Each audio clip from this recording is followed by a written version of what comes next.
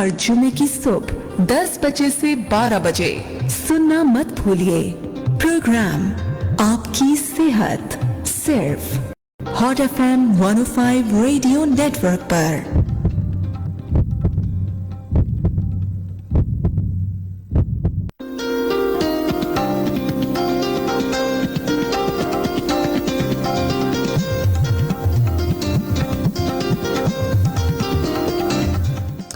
अस्सलाम वालेकुम एवरीवन। उम्मीद है कि आप सब लोग बिल्कुल खैरियत से होंगे। अंबर आपकी होस्ट आपके पसंदीदा शो हेल्थ फॉर एवरीवन में जो आप सुनते हैं हर जुम्मे के दिन सुबह 10 बजे से 12 बजे तक। सामीन, आज जैसे आप जानते हैं कि हमारे शो में हम मुख्तलिफ डॉक्टर्स को मदऊ करते हैं और आपकी सेहत से मुतालिक मुख्तलिफ सवाल जवाब करते हैं। जब मैं सेहत की बात करती हूँ तो हम कहते हैं कि जी आजकल की मसरूफ़ तरीन ज़िंदगी में सेहत को शायद हम बहुत पीछे छोड़ चुके हैं और याद उस वक्त आता है जब पानी सर से गुजर चुका होता है। तो आज बहुत ही एक अहम टॉपिक के ऊपर बात करेंगे, मोटापा, ओबेसिटी। बहुत दफ़ा हमने हेल्दी लाइफस्टाइल के ऊपर बात की और जब हम मोटापे की बात करते हैं तो हम कहते हैं कि जी मोटापा एक ऐसी बीमारी है जो तमाम बीमारियों की जड़ है और दुनिया में, पूरी दुनिया में मोटापे से जुड़ी तमाम बीमारियों की वजह से इस वक्त पूरी दुनिया में अमवात की शरह जो है ना वो हर दिन बढ़ती ही चली जा रही है। लेकिन क्या आप जानते हैं, क्या मैं या हम सब जानते हैं कि मोटापा होता क्या है और क्या हम मोटे हैं कि नहीं, हमें कैसे पता चलता है? तो ये बड़ा ऐसा लफ्ज़ है जिसको हम बीमारी भी नहीं समझते और ये भी नहीं समझते कि हम मोटे हैं कि नहीं है। अगर मैं पाकिस्तान की बात करूं तो पाकिस्तान आबादी के लिहाज से यहाँ पर जितने लोग मौजूद हैं वहाँ 58.1% ओवरवेट लोग हैं और 43.9 जो है इस वक्त ओबेसिटी। लेकिन जब हम एशियाई खत्ते की बात करते हैं तो इसकी परसेंटेज थोड़ी और ज़्यादा बढ़ जाती है। तो सामीन, आज इस अहम टॉपिक के ऊपर बात करेंगे और इस पर बात करने के लिए आज हमारे साथ डॉक्टर राशिद रज़ा मौजूद हैं। इज़ ए न्यूट्रिशनिस्ट, डाइटिशियन भी है हमारे साथ और ये भी आज हेल्प आउट करेंगे कि अगर आप मोटे हैं तो थोड़ा वज़न भी कम करना चाहें तो कैसे कर सकते हैं, मोटिवेशन कैसे आपको दी जाएगी। जी अस्सलाम वालेकुम डॉक्टर साहब, कैसे हैं? वालेकुम अस्सलाम, अल्हम्दुलिल्लाह। बहुत शुक्रिया जी, आप हमारे शो में आए डॉक्टर साहब। डॉक्टर साहब, आप न्यूट्रिशनिस्ट हैं, एक ग़िज़ाई माहिर हैं जो लोगों को हर दिन मदद करते हैं कि अपना वज़न कैसे कम करना है। तो मैं चाहूँगी कि पहले तो मैं ये जानना चाहूँगी कि आपकी नज़र में मोटापा होता ही क्या है, मतलब कैसे इसको मैं डिफ़ाइन कैसे करूँ, डेफिनेशन क्या है? असल में ऐसा होता है कि मुख्तलिफ़ किस्म के जो फैट्स होते हैं, चर्बियाँ, वो हमारे जिस्म में डिपॉजिट होना शुरू कर देती हैं। और कहाँ डिपॉजिट होती हैं? एडिपोज टिश्यूज़ के अंदर। एडिपोज टिश्यूज़ हमारे मुहाफिज होते हैं, निगरान होते हैं। तमाम ऑर्गन्स के चारों तरफ एडिपोज टिश्यूज़ होते हैं उनको कवर करने के लिए। हमारी स्किन के नीचे एडिपोज टिश्यू होता है स्किन की उस सपोर्ट करने के लिए। लेकिन उस एडिपोज टिश्यू में चर्बियाँ जमा होना शुरू होती हैं और फिर वो एडिपोज टिश्यू बढ़ना शुरू हो जाते हैं, ज़्यादातर पेट पे और अपर आर्म में। तो इस तरह से फिर वो वज़न हमारा बढ़ जाता है, तो इसे हम मोटापा कहते हैं। इसमें फिर इंसान जो है ना उसकी एक्टिविटी लेवल जो है वो कम हो जाता है, लेस एक्टिव हो जाता है और बहुत सारी बातों के लिए वो तैयार नहीं हो पाता करने के लिए। तो ऐसे लोगों के लिए जो थोड़ा सा जिनके जिस्म पर बहुत ज़्यादा वज़नी चर्बियों का मवाद जमा हो जाए उसे हम फिर मोटा कहते हैं। अच्छा, तो कोई इसका ऐसा फार्मूला है जिसे हम कैलकुलेट कर सकें कि हम मोटे हैं कि नहीं हैं? उस सिलसिले में मैं आ रहा था कि जब हमारे पास पेशेंट आता है तो हम उसके ABCD हम कहते हैं, ABCD टेस्ट करते हैं। ए को हम कहते हैं एंथ्रोपोमेट्रिक असेसमेंट। ये असल में फिजिकल असेसमेंट होती है। इससे हम पहला अंदाज़ा, हमारा जो अंदाज़ा लगता है वो ये होता है। इसमें ये होता है कि हम उसके डिफरेंट मेजरमेंट्स करते हैं बॉडी की, मसलन अपर आर्म की, चेस्ट की, वेस्ट की, हिप की और थाइस की। वो मेजरमेंट्स हमें अंदाज़ा, और स्किन फोल्ड की भी हम मेजरमेंट करते हैं। तो वो हमें अंदाज़ा देती है कि इसके अंदर क्या चीज़ ज़्यादा है और क्या कम है, कौन सा न्यूट्रिएंट्स ज़्यादा है, कौन सा असल में न्यूट्रिएंट्स जो है ना हमें बैलेंस होने चाहिए। Protein, fat, carbohydrate, minerals, vitamins and water. बिल्कुल। तो ये सब के सब बैलेंस होने चाहिए कि जो उनकी हमारे जिस्म को रिक्वायरमेंट है उतना ही मिले। लेकिन होता क्या है कि कुछ चीज़ें ज़्यादा हो जाती हैं, कुछ चीज़ें कम हो जाती हैं। उसकी वजह हम सोशल एक्टिविटीज़ को भी दे सकते हैं। कुछ हमारी जो है ना वो पार्टीज वगैरह में जब जाते हैं तो अनकंट्रोल्ड हो जाते हैं, तो इस तरह से फिर कुछ डिपॉजिट होना शुरू हो जाता है हमारे अंदर। बिल्कुल, तो हम क्योंकि सबसे पहले जो चीज़ है, दो चीज़ों से हम पता चलाते हैं। एक तो हम उसका फिजिकल असेसमेंट मेजरमेंट्स लेते हैं। दूसरा BMI। बिल्कुल। BMI कहते हैं बॉडी मास इंडेक्स। ठीक है। इसमें हम कदोकामत को और वजन की एक रेशो है जिससे हमें पता चलता है कि BMI किसी की कितनी है। तो उस BMI से हम अंदाजा लगाने की कोशिश करते हैं कि हमारे जो क्लाइंट्स हैं उनको कितनी प्रॉब्लम है। BMI में 18.5 से लेकर 24.9 तक को हेल्दी समझा जाता है। ठीक है। BMI अगर 18.5 से 24.9 तक आ जाता है, 25 से 30 तक ओवरवेट समझा जाता ठीक है। ओवरवेट को भी इतना हम नुकसानदेह नहीं समझते जितना हम ओबीस को समझते हैं। वो 30 मोर देन 30 जो होता है वो ओबीस होता है, और 18.5 से जो कम होता है वो भी मेल न्यूट्रिशन का शिकार होता है। तो फिर माल न्यूट्रिशन खत्म करने के लिए हमें फिर उनको कुछ और ट्रीटमेंट देनी पड़ती है। तो हम ज्यादातर जो हमारे पास पेशेंट्स आते हैं अगर मोटापे के, तो उनकी जो लेवल होता है वो 30 से ज्यादा ही होता है। ये दो चीजें हमें बताती हैं। फिर उसके अलावा फिर हम उनका बायोकेमिकल टेस्ट करते हैं, ब्लड, यूरिन, स्टूल वगैरह टेस्ट करवा के हम देखते हैं कि उनके अंदर न्यूट्रिएंट्स कितने हैं और कितने इनके न्यूट्रिएंट्स में कमी हो रही है। फिर क्लिनिकल एनालिसिस करते हैं। क्लिनिकल में हम उनकी मेडिकल हिस्ट्री देखते हैं कि उनको क्या क्या डिजीजेस ऑलरेडी हैं, क्रोनिक डिजीजेस, जैसे हाइपरटेंशन हो गई, जैसे डायबिटीज हो गया, जैसे हार्ट पेशेंट होते हैं तो उनका। और चौथी चीज फिर हम उनका जो है ना डाइटरी असेसमेंट करते हैं। तो ये ABCD हो गया। बिल्कुल। अच्छा, ये बताइए डॉक्टर राशिद के बहुत सारे लोग ज़ाहिर है आपके पास आते होंगे, या अगर लोग नहीं भी आते, आप आसपास हर दिन हम मुख्तलिफ लोगों को मिलते हैं, तो क्या लोग समझते हैं अगर वो मोटे हैं तो लोगों को ये एहसास है पाकिस्तान में कि यार हम मोटे हैं? मतलब लोग इस चीज़ को एक्सेप्ट करते हैं या ये कह देते नहीं जी खाते पीते खानदान? हाँ, ज्यादातर लोग तो हमारे माशरे में ऐसा ही कहते हैं। लेकिन आप ये पूछ रही हैं कि मेरे पास जो लोग आते हैं, तो मेरे पास जो लोग आते हैं तो वो अपने आप को मोटा ही समझ के आ रहे होते हैं। वैसे यूजुअली लोग तो बाज़ लोगों को जो आते हैं वो तो एक्सेप्ट करते ही हैं, जाहिर है। लेकिन माशरे में मेरे ख्याल में ऐसा एक्सेप्ट किया नहीं जाता। मतलब लोग बुरा भी मान जाते हैं अगर आप कहते हैं ना कि तुम मोटे हो गए हो, तो लोग थोड़ा सा परेशान हो जाते। परेशान भी नहीं होते, गुस्से में आ जाते हैं। बिल्कुल। जो बिल्कुल गुस्से में आ जाते हैं, लेकिन उनकी मदद भी आज इस शो के जरिए ज़रूर हो जाएगी। ठीक है। और हम एक छोटा सा कमर्शियल ब्रेक लेते हैं डॉक्टर राशिद, और इसके बाद वापस आते हैं और बहुत सारी बातें करेंगे। मोटापे की वजह से कौन कौन सी बीमारियां इस वक्त बढ़ रही हैं, और जब डायबिटीज़ की हम बात करते हैं तो एज ए पॉपुलेशन हम नंबर 1 पे इस वक्त आ चुके हैं। और इसकी सबसे बड़ी वजह मैं देखती हूँ, पहले तो हम कहते थे कि नहीं जी आपकी हेरिडिटरी इशू है तो ये आपको मसला है, लेकिन मोटापा अब इसकी सबसे बड़ी वजह बन चुकी है। हमारे साथ ही रहिए, डॉक्टर राशिद रज़ा मौजूद है। He is a nutritionist, dietitian है। मोटापे पे बात हो रही है। कोई आप भी सवाल करना चाहें तो हमेशा की तरह कॉल कर सकते हैं 02111000105 के ऊपर। फेसबुक पेज पे इस वक्त लाइव हमें आप देख रहे हैं www.fb.com/hotfm105। Stay tuned with us. We will be right back after this short commercial break. क्या आप जानते हैं हेपेटाइटिस का मर्ज अक्सर खामोशी से जिगर और जिस्म को नुकसान पहुंचाता है। कभी कभार ये बीमारी इतनी बढ़ जाती है कि इलाज मुश्किल हो जाता है। हेपेटाइटिस की अलामात जैसे पीलापन, अचानक वजन कम होना, कमजोरी और थकन का महसूस होना वगैरह किसी बड़े मसले की निशानदेही भी हो सकती है। इसलिए अलामात जाहिर होने का इंतजार न करें। लियाकत नेशनल हॉस्पिटल से बर वक्त हेपेटाइटिस स्क्रीनिंग करवाएं और अपने प्यारों को भी तजवीज दें, क्योंकि सेहत के लिए एक छोटी सी एहतियात कल को एक बड़ी परेशानी से बचा सकती है। मजीद मालूमात और अपॉइंटमेंट के लिए LNH चैटबॉट के जरिए राब्ता करें 02111456456।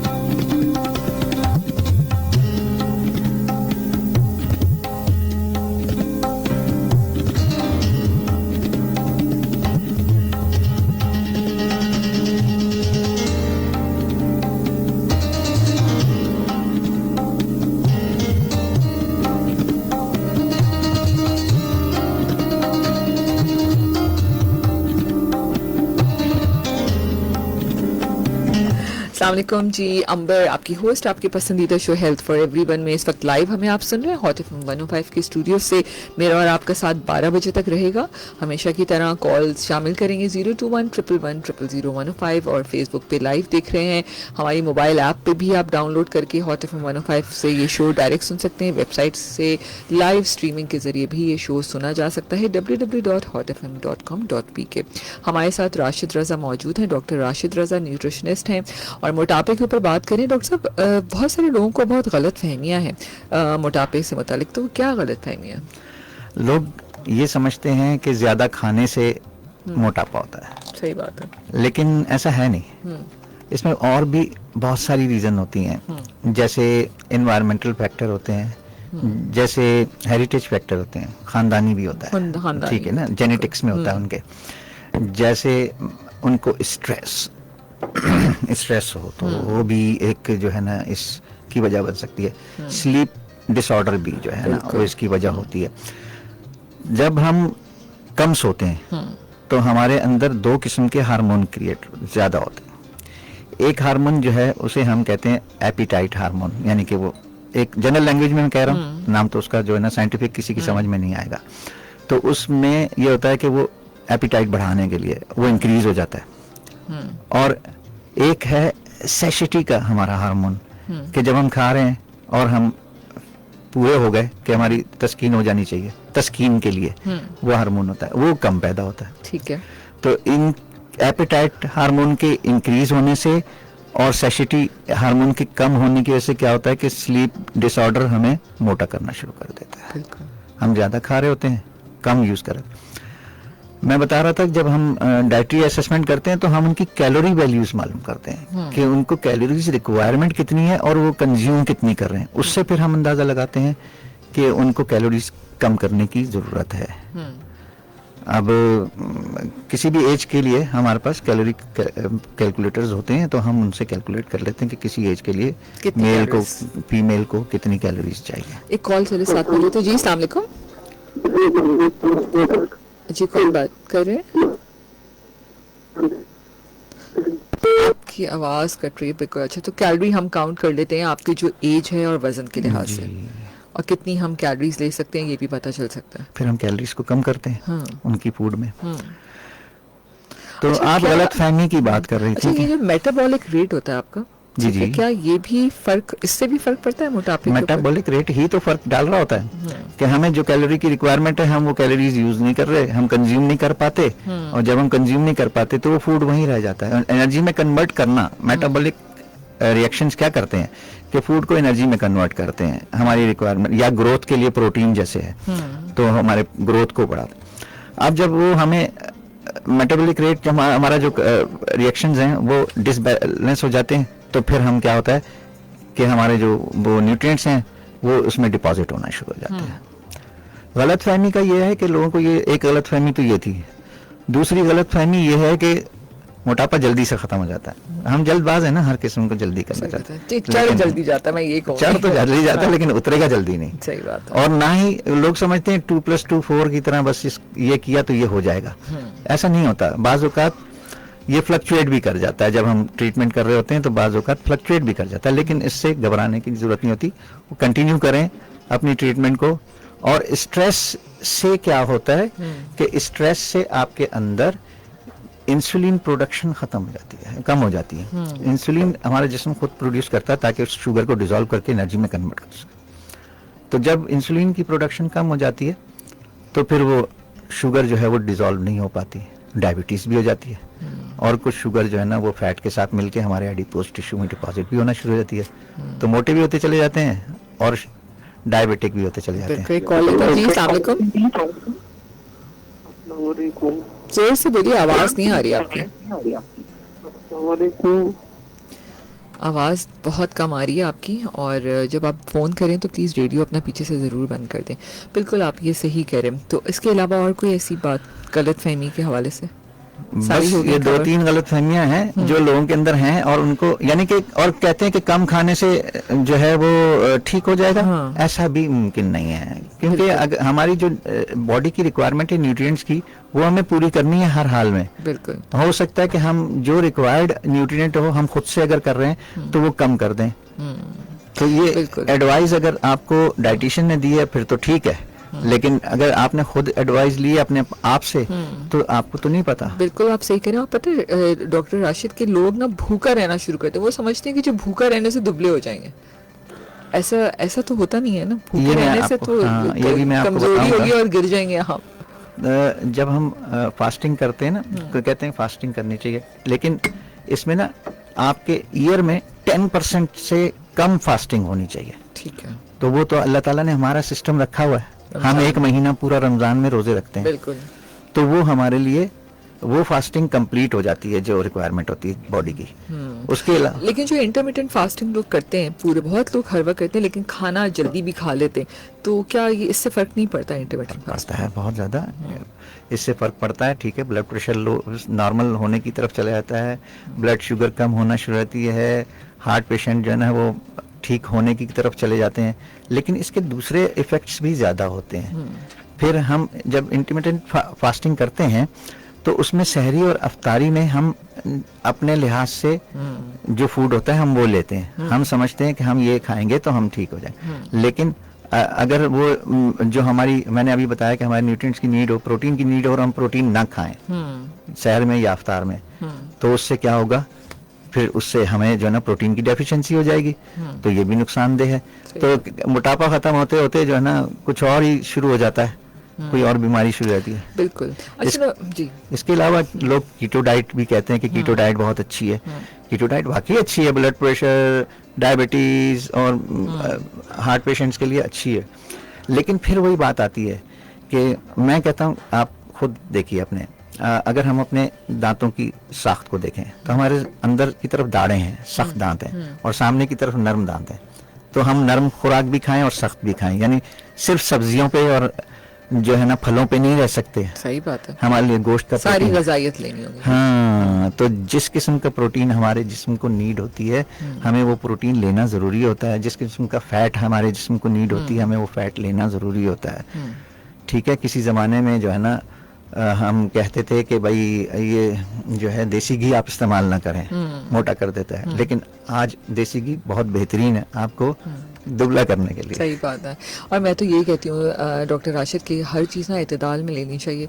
ठीक है, और आप भागे दौड़े हर चीज़ इत्तेदाल में लें तो आपको कभी स्ट्रेस नहीं होगा। अच्छा, लेकिन मैं एक और चीज़ भी जानना चाहूँगी कि बहुत सारे लोग जो हैं वो कहते हैं कि जी हम तो 3 वक्त ही खाते हैं लेकिन फिर भी मोटे हो जाते हैं। ठीक है, और लेकिन जी जो पोषण कंट्रोल का वर्ड है, ठीक है, तो आपने भी ज़ाहिर आप बताते होंगे पोषण कंट्रोल क्या चीज़ है, एक वक्त में कितना खाना चाहिए और कितनी एक दिन में कितनी दफ़ा खाना चाहिए, ये अगर मैं सवाल करूँ। एक पहले मैं कॉल भी ले लूँ। जी अस्सलाम वालेकुम। जी कौन बात कर रहे हैं? जी अंदर गाड़ी में हयात प्रोग्राम जी है सर। प्रोग्राम सुनता रहता हूँ, लेकिन मेरा बीमारी का मसला हल नहीं हो रहा है। मेरे जो है ना पेट, उम्र तकरीबन 45 साल है और पेट बाहर निकला है, वजन भी बढ़ रहा है और पेट में भी नाप होती है, जैसे उसमें पानी भरा हुआ है।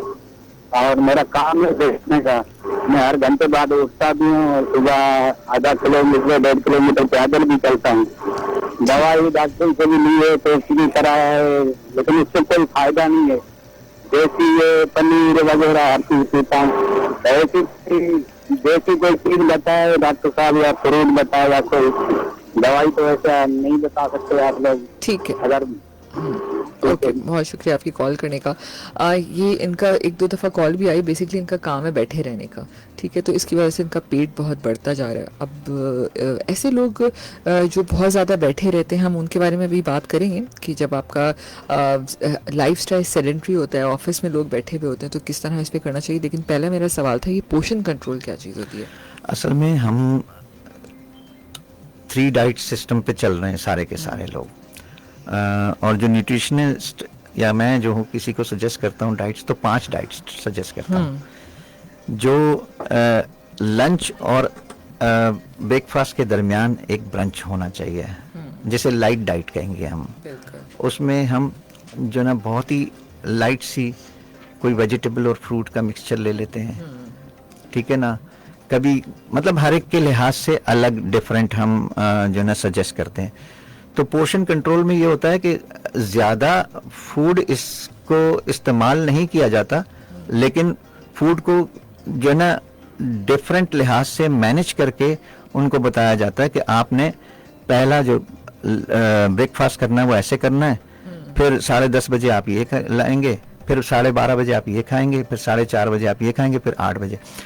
हमारे लिए ये जो फूड है इसकी जो टाइमिंग है वो चेंज नहीं होनी चाहिए, एक ही जैसे हर दिन रहने। तो हाँ, ये जो टाइम चेंज होता है इससे भी बहुत फर्क पड़ता है। हमारे जो ओबेसिटी है ये बढ़ती है इसी वजह से कि हम टाइम जो है ना वो फिक्स नहीं रख पाते। एक दिन हम 12 बजे खाना खा रहे हैं दोपहर का, 1 बजे, एक दिन हम 3 बजे खा रहे हैं, तो ये जो टाइम शेड्यूल डिस्टर्ब होता है इससे भी हमें बहुत फर्क पड़ता है।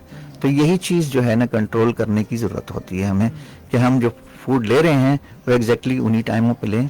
और फिर उसके अलावा हमें जो है ना पानी कम इस्तेमाल करने की आदत है लोगों को, तो पानी जो कम इस्तेमाल करते हैं फूड डाइजेशन में प्रॉब्लम होती है। और कुछ लोगों को फौरन खाना खाने के बाद पानी पीने की आदत है, तो वो भी गलत है, क्योंकि उस वक्त आपका जो ना डाइजेस्टिव सिस्टम एक्टिव होता है और वो हीट अप हो चुका होता है। जब आप पानी पीते हैं तो उसे कूल डाउन कर देते हैं, फिर वो जो काम उसने उस वक्त शुरू करना होता है वो कुछ देर के बाद शुरू करता है, तो फिर डाइजेशन लेट होती है, तो इम्प्रॉपर डाइजेशन हो जाती है। तो खाने के बाद फौरन पानी पीना चाहिए, 1-2 घंटे बाद। हाँ, 1-2 घंटे बाद पी सकते हैं, और फिर ज्यादा पिए क्योंकि उस वक्त ज्यादा जरूरत होती है। उस वक्त फूड को एनर्जी में कन्वर्ट कर रहे होते हैं आपके जो ऑर्गन्स हैं, डाइजेस्टिव ऑर्गन्स, तो वो फिर उनको उस वक्त कूलिंग की जरूरत होती है, जिसकी वजह से हमें पानी देना पड़ता है। बिल्कुल। अच्छा, एक और सवाल यहाँ पर आया है, उनका कहना है कि बहुत दफ़ा ऐसा होता है कि कुछ लोग होते हैं जो बहुत ज़्यादा भी खाते हैं लेकिन मोटे भी नहीं होते। कुछ लोग होते हैं वो कहते हैं कि हमारे सामने से तो हवा भी गुजर जाए तो हम मोटे हो जाते हैं। तो यही सिस्टम क्यों होता है, इसका क्या वजह होती है? इसमें बहुत सारी वजूहत होती हैं, मैंने बताया ना। इसमें एक तो मैं आपको मैं रिसर्च के बारे में बताना चाह रहा हूँ। न्यूजीलैंड में एक 800 लोगों पे रिसर्च की गई, उनको शुगर था, ठीक है, उन्हें एक जैसा ब्रेकफास्ट दिया गया, एक जैसा लंच दिया गया, एक जैसा जो है ना डिनर दिया गया। अब ये तीनों जो ग़िज़ाएं हैं वो सेम हैं, तो क्या होना चाहिए? इफेक्ट सेम होना चाहिए।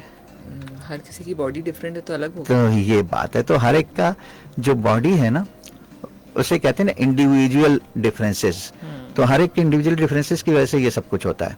मैंने आपको पहले ही बताया कि ये चीज़ें सिर्फ मोटापा जो है ना वो खाने से नहीं होता कि खाना ज़्यादा खा लिया तो मोटे हो जाएंगे, नहीं। जो लोग, कुछ लोग ऐसे हैं कि जो ज़्यादा खाते हैं मोटे नहीं होते, खाना कम खा लोगे तो मोटे हो जाते हैं वो। तो वजह ये होती है कि ज़हनी आपकी कैलकुलेशन जो है ना वो माइंड कैलकुलेट करता है कि आपको क्या चीज़ किस वक्त चाहिए। जब आपको प्यास लगती है तो महसूस होता है आपको या नहीं? बिल्कुल महसूस होता है कि मुझे प्यास लग रही है, मुझे पानी चाहिए। सही बात, ठीक है ना। जब आप को नींद आती है तो आपको सोना होता है तो आपको नींद खुद ही महसूस होती है कि मुझे नींद आ रही है, मैं सो जाऊं। तो इसी तरह आपकी बॉडी इस तरह की कैपेबल होती है कि वो आपकी फूड की रिक्वायरमेंट को आपको बता सके। सेहतमंद जिस्म यही होता है। बिल्कुल। डॉक्टर राशिद, ब्रेक का टाइम है, ठीक है, ब्रेक लेते हैं, बल्कि कॉल ले लेते फिर जाते हैं ब्रेक की तरफ। जी अस्सलाम वालेकुम। कामरान बात करें कराची से। जी कामरान सर। अच्छा, डॉक्टर साहब ने कहा कि जो देसी घी है वो आपको स्लिम करने में हेल्प करता है, जबकि मैंने सुना है इसमें कोलेस्ट्रॉल बहुत ज्यादा होता है, कि तो थोड़ा गाइड करेंगे कैसे वो हेल्प आउट होता है? ठीक है, ब्रेक के बाद इस पे बात करते हैं। दूसरा ये कि हम ये रोटी वगैरह चावल वगैरह लेते हैं जी, तो अक्सर लोग मना करते हैं कि इनसे मोटापा बढ़ता है। रोटी चावल, ठीक है, तो, ओके, बिल्कुल बिल्कुल, इस पे भी बात करते हैं, हमारे साथ ही रहिए। बिल्कुल जी, ब्रेक के बाद इस पे बात करेंगे कि कार्ब्स जो है वो उसका रोल क्या है मोटापे के अंदर। और बहुत सारे लोग कहते हैं जी रिफाइंड कार्ब्स हैं, ये ऐसे नहीं लेने चाहिए, कॉम्प्लेक्स कार्ब्स लेने चाहिए, इसमें क्या फ़र्क होता है, इस पर भी ज़रूर बात करेंगे हम। और हमारे साथ ही रही, कॉलर की कॉल भी थी। ब्रेक के बाद वापस आते हैं, stay tune with us. We will be right back after this short commercial break.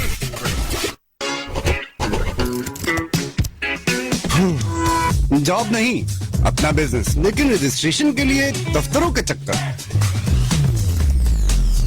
अपनी बेकरी खोलनी है पर लंबा पेपर वर्क, नो वे।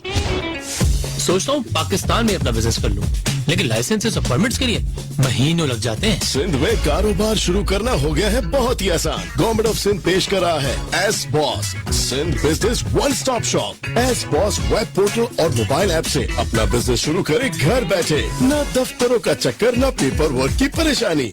16 गवर्नमेंट इदारों से हासिल होने वाले 130 से ज्यादा बिजनेस रजिस्ट्रेशन, लाइसेंसेस, सर्टिफिकेट्स और परमिट्स सिर्फ एक क्लिक पर। डॉक्यूमेंटेशन की तफसीलात, रेगुलेटरी मालूमात और ऑनलाइन फी पेमेंट्स, एस बॉस पे मिले सब कुछ। सिंध में कारोबार शुरू करने की आसानी बिना परेशानी।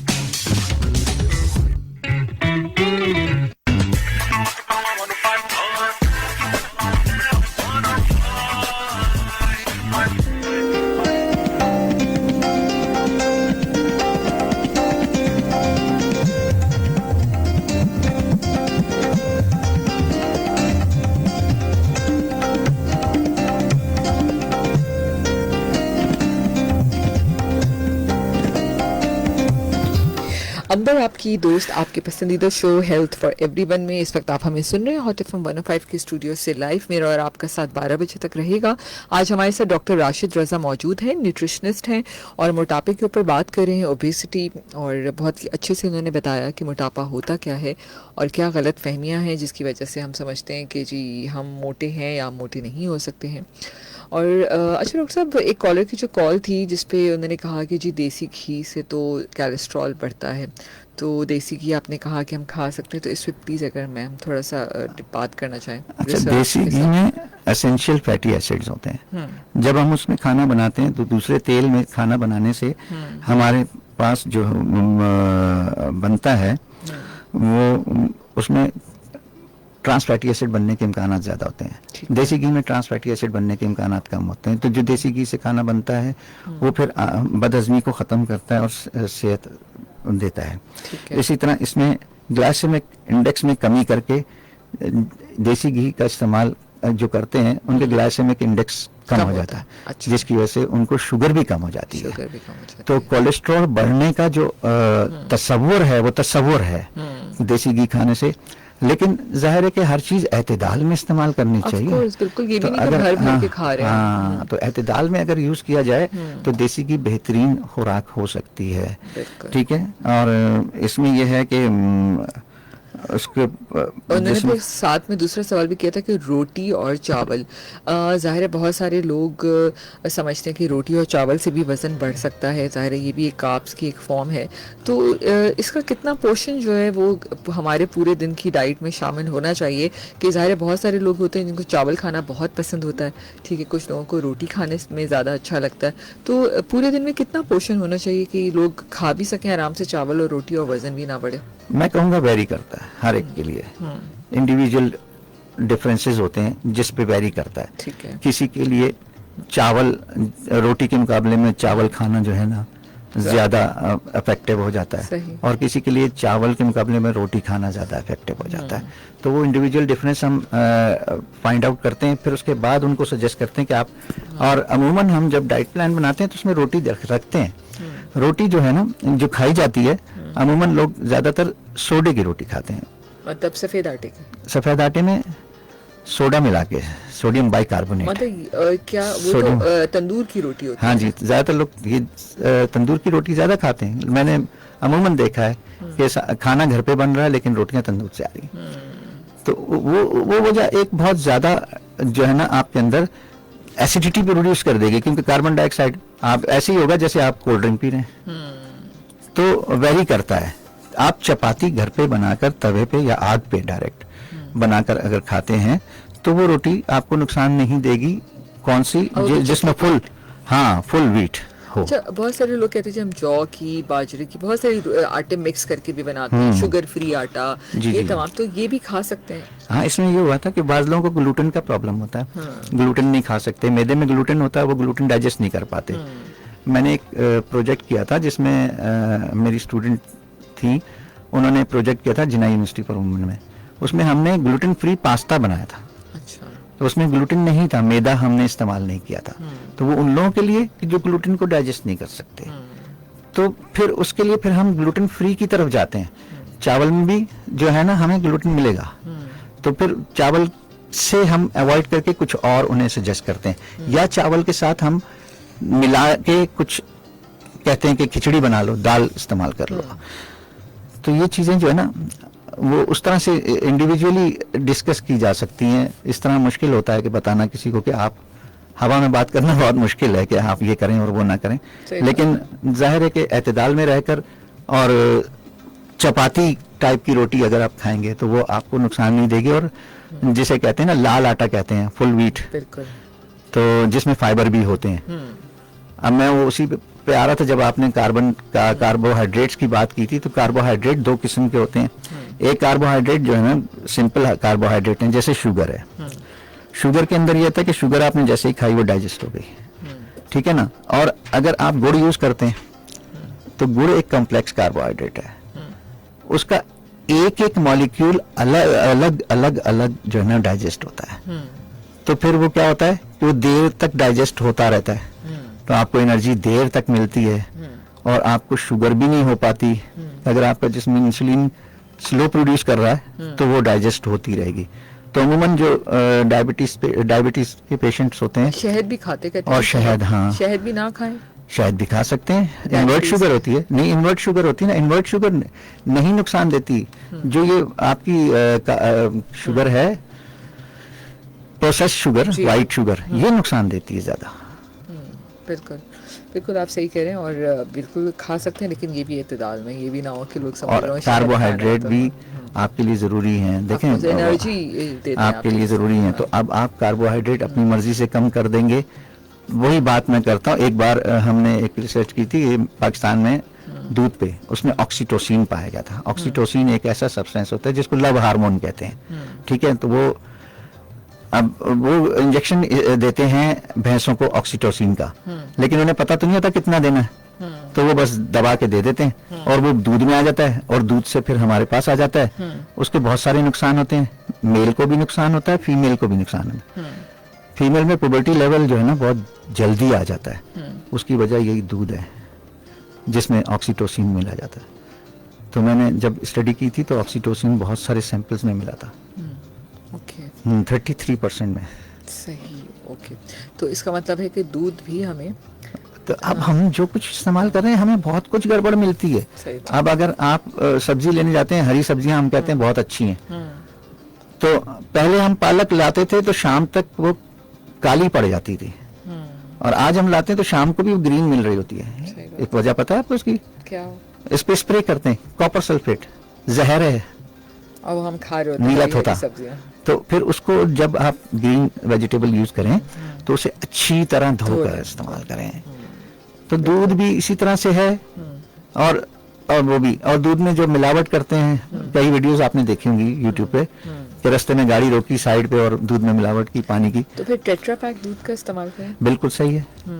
वो इसलिए कि वो दूध जो है वो उसमें इंसानी हाथ इस्तेमाल नहीं होते, वो दूध प्रोसेस केमिकल मशीनें लगाकर, मशीन इस्तेमाल करके तो वो एक्सट्रैक्ट किया जाता है और फिर उसको धोया जाता है, और उसके बाद जो है ना उसे प्रोसेस किया जाता है, यूएचटी ट्रीटमेंट दी जाती है। यूएचटी ट्रीटमेंट ये होती है कि एकदम से 100 डिग्री पे बॉयल हो रहा हो और उसको एकदम से 15 डिग्री पे 5 सेकंड के अंदर ले आए, तो उसमें सारे जरासीम मर जाते हैं। अच्छा डॉक्टर राशिद, आपने कभी आजकल जो वज़न कम करने के लिए आपने ब्रांड सुने होंगे, ओज़म्पिक हो गया, डिफरेंट ऐसे ब्रांड्स हैं जो मार्केट में आए, जो इंजेक्शंस इस वक्त वज़न कम करने के लिए इस्तेमाल किए जा रहे हैं, तो उसके ऊपर कुछ बताएंगे?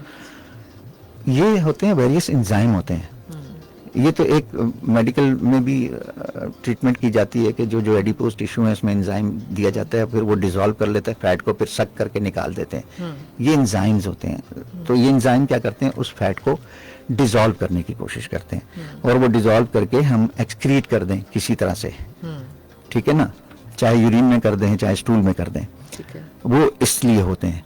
लेकिन उनके साइड इफेक्ट्स बहुत ज्यादा होते हैं, उनको यूज करने वाले को उसके साइड इफेक्ट्स का बहुत ज्यादा सामना करना पड़ता है।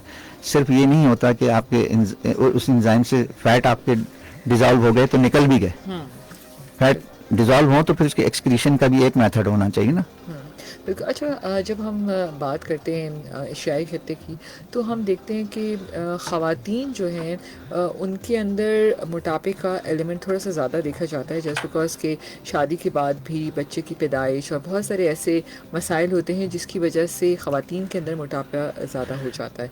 तो आप क्या समझते हैं कि क्या एक्सरसाइज, वॉक, क्योंकि हम ये भी कहते हैं कि जी हमने तो सारे दिन घर का काम किया, और या मर्द हजरात भी हैं तो बाहर कहीं ऑफिस में ज़्यादा काम वाम कर लिया, चल लिया, तो क्या एक्सरसाइज का कितना रोल है वज़न कम करने में?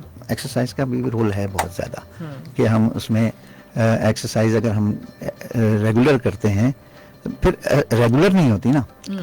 आप कह रही हैं घर पे काम किया, बर्तन धोने में भी कैलोरीज बर्न होती हैं, ठीक है ना, सफाई करने में भी कैलोरीज बर्न होती हैं, पोछा लगानी है तो उसमें भी कैलोरीज बर्न होनी है, ठीक है, बर्न होती हैं। लेकिन जब आप प्रेगनेंसी में होती हैं तो आपके मसल्स थोड़े से अपनी स्ट्रेंथ को कम कर देते हैं, इलास्टिक होते हैं ना, तो स्ट्रेंथ कम हो जाती है। तो फिर क्या होता है कि फिर जो कुछ हम नहीं इस्तेमाल करना चाहिए, फिर वो ये भी तो है ना कि सासू माँ जो कहती है कि ये भी खाओ, ठीक है ना, बहन आके कहती है ये भी खाओ मोहब्बत में, तो मोहब्बत में, तो वो मोहब्बत वाला जो है ना, इसको हम कहते हैं सोशल, समाजी रवैये। तो इसमें जो है ना समाजी रवैये हमें मार देते हैं, जिसकी वजह से हम मोटे हो जाते हैं। और फिर घर पे जो काम करने वाली भी ख्वातीन है और ना काम करने वाली भी ख्वातीन है, तो बिला वजह भी खाती रहती हैं। वो मैंने आपको एक बात बताई थी कि जिसमें हम फिक्स टाइम पे खाना खाने को तरजीह देते हैं, लेकिन वो फिक्स नहीं होता, ठीक है ना। हम टीवी देख रहे हैं तो उस वक्त भी खा रहे हैं, फिर डिनर भी करना है हमें, ठीक है ना। फिर हम काम करते थोड़ा सा वो हुआ तो हमने खाना शुरू कर दिया, मंचिंग चलती रहती है। हाँ, तो वो जो चीज है ना, वो अगर आप लंच और ब्रेकफास्ट के दरमियान एक छोटी सी खुराक लेते हैं वो ठीक है, और वो भी फिक्स टाइम पे। हेल्दी मंचिंग क्या क्या हो सकती है? आपने कहा ना जैसे सुबह 11 बजे कुछ खा लें, 4 साढ़े 4, तो क्या हेल्दी मंचिंग में क्या सुबह जो खाएंगे आप लंच से पहले, कच्ची सब्जियां होंगी, डिपेंड करता है, फ्रूट भी हो सकता है, लेकिन ज्यादातर मौसमी फल जो है वो इस्तेमाल किए जाएं। दोपहर के बाद जो चाय होती है 4:30 बजे, उसमें भी हम कुछ ना कुछ खाते हैं, तो या तो चाय ना पिए उस वक्त, ठीक है ना, और उस वक्त भी आप कोई हल्का फुल्का खुश्क चीज खाएं। हम चाय पियेंगे तो फिर उसके साथ समोसे खा रहे होंगे, सही बात है, मॉन्टॉम खा रहे होंगे, तो वो भी एक जो है ना वो हमारे लिए इफेक्ट करता है। बिल्कुल। उसके हाँ नट्स खा लें तो ज्यादा अच्छा, नट्स खा लें तो ज्यादा बेहतर। डेट खा लें, खजूर खा लें। डेट तो सुबह सुबह आपको खानी चाहिए, ठीक है। सुबह नाश्ते से पहले अगर आप एक डेट रोजाना खाती हैं तो आपके कार्बोहाइड्रेट डाइजेशन बेहतरीन हो जाती है, क्योंकि डेट्स के जो फाइबर होते हैं वो कार्बोहाइड्रेट को डाइजेस्ट करने में मदद। Very nice. छोटा सा कमर्शियल ब्रेक लेते हैं। लिसनर्स, हमारे साथ ही ये डॉक्टर राशिद रज़ा हैं। नेक्स्ट 15 मिनट्स में और भी मज़ीद बातें करेंगे, कुछ खाने पीने की और बात करेंगे, सुबह का नाश्ता हेल्दी क्या होना चाहिए, क्या सजेशंस देंगे, और क्या दोपहर को खाना चाहिए, कितनी बजे खाना एंड कर देना चाहिए, और बहुत सारे लोग कहते हैं कि जी हम रात को भर के खाना खाते हैं, लोग दोपहर को खाना चाहिए। डिफरेंट कॉन्सेप्ट है इसके ऊपर भी, तो इस पर भी बात करेंगे। Stay tuned with us.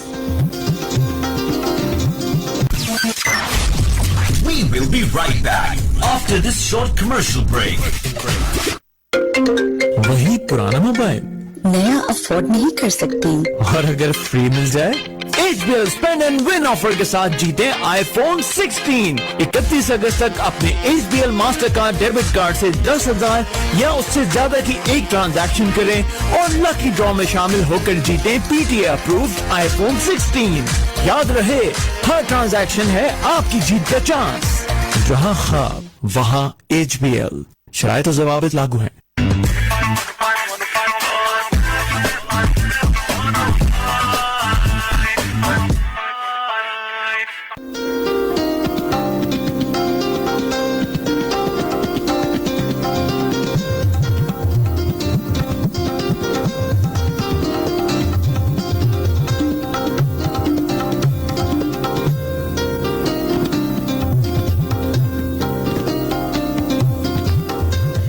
अंबर, आपकी होस्ट, आपके पसंदीदा शो हेल्थ फॉर एवरीवन में सामीन आप हमें सुन रहे हैं इस वक्त हॉट FM 105 की स्टूडियो से लाइव, और आप भी हमें कॉल कर सकते हैं। 10 मिनट हैं हमारे पास, कोई सवाल करना चाहें मोटापे के हवाले से, और 02111000105 के ऊपर। और आज हमारे साथ स्टूडियो में डॉक्टर राशिद रज़ा मौजूद हैं और ग़ज़ाई माहिर हैं, और इनसे हम आज मोटापे के ऊपर बात करेंगे। काफ़ी हमने बात की कि मोटापा होता क्या है, कैसे कम कर सकते हैं, कुछ खाने पीने की आज बात करते हैं। सुबह का मैं चाहूँगी कि पूरे दिन का ज़रा एक जेनरिक शेड्यूल बताएं कि यार सुबह के नाश्ते में क्या क्या ऑप्शंस होने चाहिए। सुबह के नाश्ते में आप बॉइल्ड एग ले सकते हैं, ठीक है, लेकिन कंप्लीट एग, यानी कि जर्दी और सफेदी दोनों लेंगे। हाँ, लोग कहते नहीं जी जर्दी नहीं खानी, आप जो है ना वो दोनों लेंगे, और उसके साथ आप जो है ना कम फैट वाला मिल्क ले सकते हैं। अच्छा, ऑमलेट नहीं खा सकते क्या? ऑमलेट इसलिए नहीं खा सकते कि आप उसको ट्रांस फैटी एसिड में पकाएंगे। अच्छा, और अगर मैं नॉन स्टिक में पकाऊं उसको? नॉन स्टिक में अगर आप ऑमलेट बनाते हैं तो आप फ्राइड ऑमलेट भी ले सकते हैं विदाउट ऑयल और विदाउट फैट। बिल्कुल ठीक है ना। और हम और उन लोगों के लिए बात करें जो अपना वजन कम जो वजन कम करना चाहते हैं वो एग वाइट खाएंगे। हाँ। ठीक है, ज्यादा एग वाइट खाएंगे, फिर वो होल जो है ना एग ना लें, और उसके साथ बजाय इसके कि ऑमलेट लें, अगर वो बॉइल्ड एग लेते हैं तो उसके साथ टोस्टेड ब्रेड ले लें। ब्राउन ब्रेड मिलती है, हाँ ब्राउन ब्रेड मिलती है, उसमें ब्राउन ऐड किया हुआ होता है। हाँ। तो वो ब्राउन वाला फाइबर आपको देता है ब्रेड, तो उसकी वजह से आपकी डाइजेशन डिफरेंट हो जाती है। असल में डाइजेशन को स्लो करता है फाइबर, ठीक है ना। तो वो रेगुलेशन जो स्लो करने में आपकी डाइजेशन होती है, आप क्विकली डाइजेस्ट कर लेते हैं। बाज़ औक़ात ऐसा होता है कि हम जो कुछ खाते हैं, अच्छा सबसे अहम चीज़ मैं बताऊं आपको, खाना कुछ भी खाया जाए उसे मुकम्मल तौर पर चबा के खाया जाए। सही बात है। आजकल तो मैंने बताया था पहले भी कि हम रनिंग लंच हो रहा होता है, 2 दांत इधर लगाए 2 दांत उधर लगाए गड़म, तो वो जो है ना ऐसा करना गलत होता है। सबसे अहम चीज़ जो होती है, हमारी डाइजेशन स्टार्ट ही मुंह से होती है, और जब हमारे मुंह में हम खुराक को डाइजेस्ट करना शुरू करते हैं तो उसे बहुत ज़्यादा कुचलना ज़रूरी होता है। अगर हम कुचलते हैं जैसे जैसे, तो हमारा सलाइवा प्रोड्यूस होता है, वो सलाइवा डाइजेस्ट करना शुरू कर देता है उसे, वहीं से डाइजेशन शुरू होती है। फिर हमारे खाने की नाली और मैदा वहाँ जाते जाते वो बहुत ज़्यादा बारीक कॉल ले लेते हैं जी। अस्सलाम वालेकुम। अस्सलाम वालेकुम जी, कौन बात कर रहे हैं? अस्सलाम वालेकुम। जी जी, आपकी आवाज़ आ रही है, कौन बात कर रहे हैं? अच्छा, पहले सारा कुछ बात करें जी। हाँ, ये शुगर की बात कर रही है, आप लोग शुगर की बात कर रहे थे, तो शुगर वाला जो है उसका का सबसे फ्रूट निकला, उसके लिए किसी ताकत दिया शरबत हमारा जरूरी, उसको 15 साल शुगर है। ओके जी, बहुत शुक्रिया। खून के साथ मिला हुआ। ठीक है ठीक है, बहुत कमजोर कर दिया, बिल्कुल आधा खा गया। ओके ओके, बहुत शुक्रिया। बिल्कुल, ये जो डाइट आप बता रहे हैं आई थिंक बेहतरीन है शुगर। उसके बाद अगर आप दोपहर में लेते हैं तो कोई भी एक फ्रूट ले लें। अगर आप सब्जी लेते हैं तो एक सब्जी खाएं, कच्ची सब्जी, ठीक है ना। और फिर जब लंच करेंगे तो एक चपाती, मैंने जो चपाती बनाने का बताया था कि आग पे बनाते हैं डायरेक्ट, तो वो ज्यादा बेहतर बनती है, बजाय के तवे पे या तंदूर की रोटी खाई जाए। इसी तरह फिर शाम को जो है वो आप जो चपाती है दोपहर को, एक उसके साथ क्या खाएं? उसके साथ दही खा लें, दाल खा लें, बॉइल्ड दाल हो जिसमें फैट कम से कम हो। ठीक है। हम जो कंट्रोल करते हैं ना, ज्यादातर फैट और कार्बोहाइड्रेट कंट्रोल करते हैं, ठीक है ना, क्योंकि उनके अमूमन जब हम असेस करते हैं तो उनके कार्ब लेवल और फैट लेवल ज्यादा होते हैं, तो उनको फिर कंट्रोल करने के लिए हमें एक ऐसा प्लान बनाना पड़ता है कि जिसमें वो चीजें, और फिर कैलोरीज भी उनकी बहुत ज्यादा कंज्यूम हो रही होती है। अगर उन्हें 1950 कैलोरीज चाहिए और वो 3000 कैलोरीज यूज कर रहे हैं, तो अब हम एकदम से तो 1000 पे नहीं लाएंगे उसे, तो फिर स्लो हम कम करते हैं। तो जब हम डाइट प्लान बनाते हैं तो उसमें ये सारी चीजें मद्देनजर रखी जाती हैं कि हम उन्हें किस बात पे आमादा कर सकेंगे। अब बाज लोग ऐसे होते हैं कि वो जो है ना वो एतराज करते हैं, सर मैं ये भी ना खाऊं, मैं ये भी ना खाऊं, मैं ये भी ना खाऊं। तो फिर हम टेक्निक्स करते हैं, यूज करते हैं।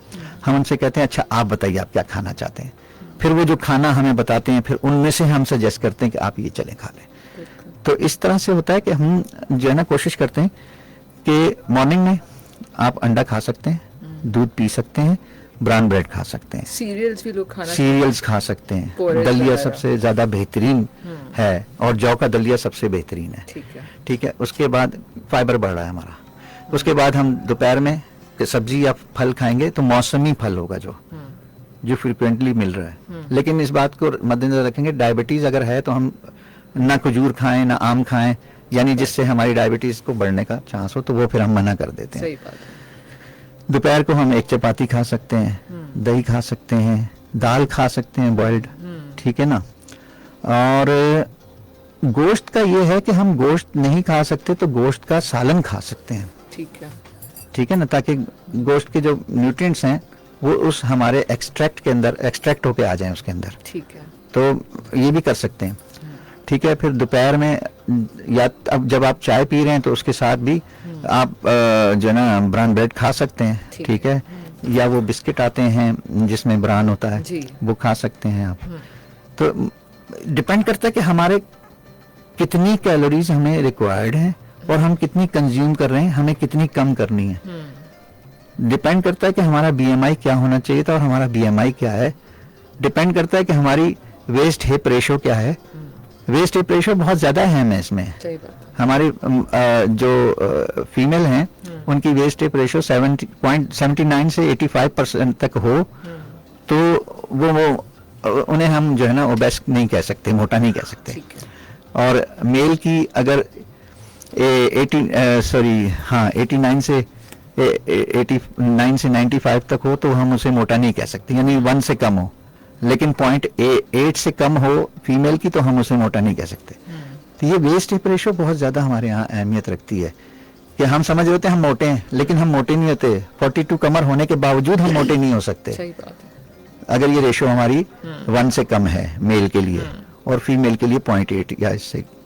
तो जब हम रात में खाना देते हैं तो रात में हम उनसे कहते हैं बीन्स खाएं, कोशिश करते हैं कि हम उन्हें बीन की तरफ बारबेक्यू वगैरह ग्रिल खा नहीं, बारबेक्यू ग्रिल नहीं खा सकते। अगर रात में खाना खाना चाहते हैं और गोश्त खाने का दिल चाह रहा है तो उसका शोरबा जरूर हो। अच्छा। हाँ, चटपटा ना हो, ठीक है, शोरबा जरूर हो, क्योंकि शोरबा ही जो है ना वो आपको एक्सट्रैक्टेड न्यूट्रिएंट्स पहुंचाएगा, ठीक है। और जो एक्सट्रैक्टेड न्यूट्रिएंट्स हैं वो ज्यादा जरूरी हैं।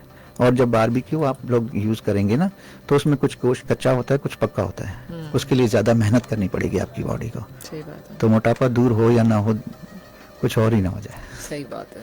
तो आप पका हुआ अच्छा सालन टाइप खाएं। हाँ, पका हुआ ज्यादा बेहतर। चावल भी खा सकते हैं थोड़े बहुत रात को कि नहीं? चावल दोपहर में खा सकते हैं। अच्छा, ठीक है। हाँ, रात में नहीं खा सकते, और वो भी बॉइल्ड। ठीक है। बॉइल्ड राइस हो 1 कप, ज्यादा नहीं, कुक्ड नहीं, बॉइल्ड राइस हो, उसके ऊपर दाल डाल लें आप, ठीक है, उसके ऊपर दही डाल लें, सैलेड बना लें, वो तो इस तरह से। बिल्कुल आप सही कह रहे हैं। और अच्छा, जो लोग बहुत सारी डाइट्स करते हैं, प्रोटीन डाइट, कीटो डाइट, तो क्या ये मतलब जब बहुत ज्यादा वजन हो तो थोड़ा वजन उतारने के लिए डाइट्स की जा सकती हैं? की जा सकती है। मेंटेनेंस पे चले। हाँ, मैंने बताया था आपको कि कीटो डाइट लोग यूज करने की कोशिश करते हैं तो इससे बेहतर होता है, वेट लॉस होता है, ठीक है ना, डायबिटीज कम होती है, हार्ट पेशेंट सही होते हैं। लेकिन इनके दूसरे इफेक्ट्स भी बहुत ज्यादा होते हैं ना। फिर मतलब आप ये सोचें कि हमें जो प्रोटीन चाहिए वो प्रोटीन कीटो डाइट में है, ठीक है ना। अब के बाल भी गिरना शुरू हो जाते हैं और भी मसले हो जाते हैं, तो बहुत सारे मसले शुरू होते हैं। उन मसलों से बचने के लिए हमारे लिए जरूरी है कि हम उनकी जो है कीटो डाइट अकेली ना इस्तेमाल करें कि हम कीटो पे चले गए तो हम कीटो ही यूज करते चले जाएं। कुछ अरसे के लिए ठीक है। हाँ जी, कुछ अरसे के लिए ठीक है ना। बिल्कुल। और इसी तरह प्रोटीन डाइट है और भी हर डिफरेंट। अच्छा, लोग कहते हैं जो बनाना डाइट है, एग डाइट है, ये भी कुछ लो कार्ब करके इसे कहा जाता है। लो कार्ब में भी आपको फिर वही मैं बात कहूंगा जो मैं पहले कह चुका कि लो कार्ब आपको तो नहीं पता कि कितने लो कार्ब चाहिए आपको, तो आप अपनी फूड में से कार्बोहाइड्रेट कम कर देते हैं और कार्बोहाइड्रेट आपकी बेसिक रिक्वायरमेंट है। अच्छा, कार्बोहाइड्रेट सिर्फ शुगर ही नहीं है, ठीक है ना, कार्बोहाइड्रेट मुख्तलिफ किस्म की और चीजें भी हैं जो आप यूज कर रहे हैं, ठीक है ना। वेजिटेबल यूज कर रहे हैं, उसमें से डिफरेंट कार्बोहाइड्रेट आपके पास आ रहे हैं, complex carbohydrate. Simple carbohydrate sugar है, लेकिन कॉम्प्लेक्स कार्बोहाइड्रेट जो है वो अभी जैसे मैंने पहले अर्ज किया कि उनको डाइजेस्ट होने में टाइम लगता है, वो स्लो डाइजेशन होती है, तो वो ज्यादा बेहतर तौर पर आपके जिस्म को सपोर्ट कर पाते हैं। बिल्कुल अच्छा, thank you so much doctor साहब, काफ़ी हमने डिटेल में बात की और भी खैर बहुत सारी बातें। आखिर में यहाँ पे 3-4 सवाल हैं। सिर्फ एक्सरसाइज जो हम करते हैं उसमें पूरे दिन में कितनी एक्सरसाइज हमें करनी चाहिए? वो आजकल बहुत आपने सुना होगा 10,000 स्टेप्स चलने भी, हर कोई तो 10,000 स्टेप्स नहीं चल सकता, इस पर कुछ कहेंगे? इसमें यह कि आप अपनी कैलोरी कैलकुलेट करें, पहले ठीक। कैलोरी रिक्वायरमेंट कैलकुलेट करें, फिर उसके बाद ये देखें कि आप कैलोरीज कितनी बर्न कर रहे हैं। ठीक है। यानी पहले आप यूटिलाइज कितनी कैलोरी कर रहे हैं। जैसे आपको रिक्वायर्ड है 2000 कैलोरीज, आप 3000 कैलोरीज का फूड खा लेते हैं, अब आपको 1000 कैलोरीज बर्न करना लाजमी है, तो उस लिहाज से एक्सरसाइज करें, ठीक है। और उस लिहाज से एक्सरसाइज मैं तो अमूमन ये कहता हूं कि जो लोग ऑफिस में बैठने वाले लोग हैं, जैसे आपने कहा था कुर्सी पे बैठे रहते हैं, तो उनके लिए बहुत अच्छा तरीका ये है कि अपनी पार्किंग जो है ना वो दूर कर दें, सीढ़ियाँ चढ़ तो के जाएं। फिर लिफ्ट के बजाय सीढ़ियाँ चढ़ के जाएं, फिर अपना डस्टबिन जो है वो 4 वो टेबल दूर रखें, किसी से टेबल से फोन करके बात ना करें, अपने कुलीग से उसके पास जाकर बात करें। हर आधे घंटे के बाद आपको कुर्सी से उठ के खड़े होना लाजमी है। सही बात है। तो ये अगर यही कुछ करेंगे ना तो ये भी आपकी एक्सरसाइज हो जाएगी। बिल्कुल। Thank you so much doctor साहब, बहुत सारी बातें हमने अच्छी अच्छी की, कुछ कॉल्स भी आई, मैं कुछ कॉल्स होल्ड पे भी थी लेकिन बातें ऐसी चल रही थी कि मैं उठा नहीं सकी वो कॉल्स। इंशाल्लाह अगले शो में फिर ज़रूर कॉल्स को भी अटेंड करेंगे। आखिर में कुछ कहना चाहें, कोई मैसेज आपके बस 1 मिनट है सिर्फ? बस ये है कि आप अपनी हेल्दी डाइट लें और एक्सरसाइज करें और पानी का ज़्यादा इस्तेमाल करें, तो आप मोटे नहीं होंगे। बिल्कुल, और हेल्दी बिल्कुल एक्सरसाइज भी करें। Thank you so much doctor साहब, हमारे शो में कैसा लगा रेडियो शो पे आके बात करके? रेडियो की इम्पोर्टेंस पे कुछ कहेंगे? रेडियो बहुत इंपॉर्टेंट है, खासतौर पे मैं तो अपने लिए कहूँगा कि मैं तो बार बार सुनता रहता हूँ ना, तो इसलिए मुझे तो बहुत इंपॉर्टेंट लगता है। और ज़रूरी नहीं है कि सब के सब दूसरे मीडिया, सोशल मीडिया, टीवी वगैरह देखते हों, तो इसलिए रेडियो जो हमारे पास एक ना इजीली अवेलेबल वे है कि जिससे हम चीज़ों को जान सकते हैं। और फिर हम बहुत सारे ऐसे प्रोग्राम, जैसे आपने ये